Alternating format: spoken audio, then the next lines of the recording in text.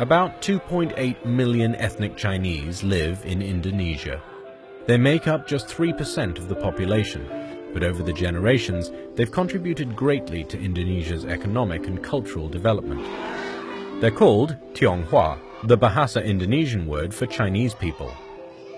Millions were born and raised in the country and identify as Indonesian Chinese. But their history has been mired by discrimination that has at times turned violent.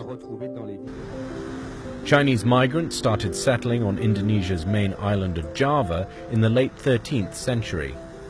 They built a thriving community in Lasem, in the central part of the island, which became known as Tiongkok Kecil, or Little China. The Chinese lived and worked alongside local Indonesians, and intermarriage between the different ethnic groups was common. But under Dutch colonial rule, the population was split into classes by race. The Dutch used the Chinese as middlemen to collect crops and taxes from the native Indonesians. That led to resentment against the Chinese, resulting in discriminatory policies in later years.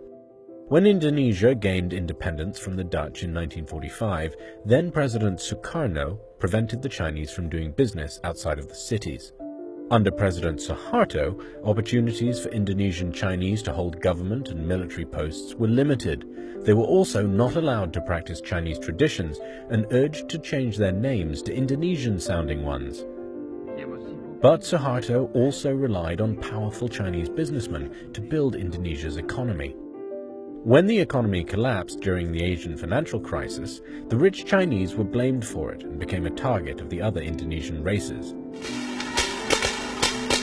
In May 1998, violent anti-Chinese riots erupted in the capital Jakarta and the city of Medan, where most Indonesian Chinese lived.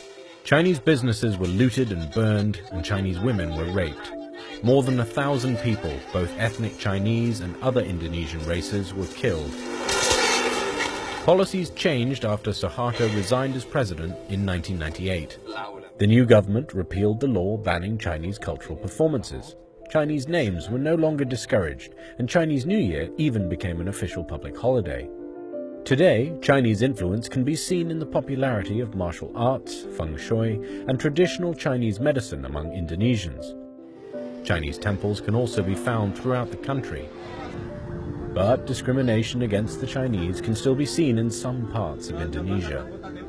A local law in Yogyakarta prohibits Indonesian Chinese from owning land, even though the national law says all Indonesian citizens, regardless of ethnicity, have that right.